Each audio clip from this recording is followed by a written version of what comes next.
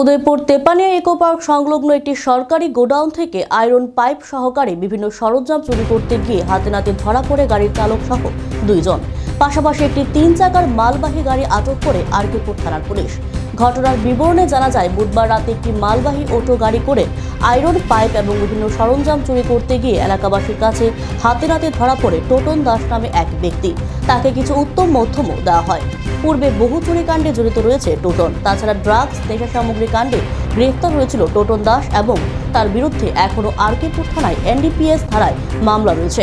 এলাকাবাসীরা চায় টোটন দাসের যাতে কঠোর শাস্তি হয়।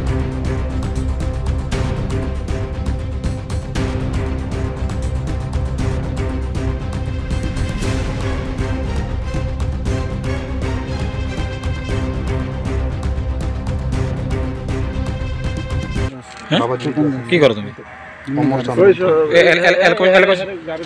এলাকা শিখে দোষ তোমার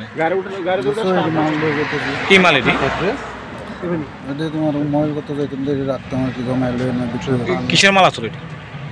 ফার্ম কি ফার্ম? বয়লার মুরগি ফার্ম। এত রাত প্রায় 10টা বাজে আসলে মানে সকালবেলা ফোন করছিলাম, গাড়ি আসছিল না, তখন রাত 10টার কুলিয়ে যেতে 8টা বাজে এটি কুলিয়ে যেতে এখন দোকানে নেবে কি করলো রাত 10টা বাজে দোকান কি খোলা আছে? দাদা আপনার কোন দোকানে ব্যস্ত এটি?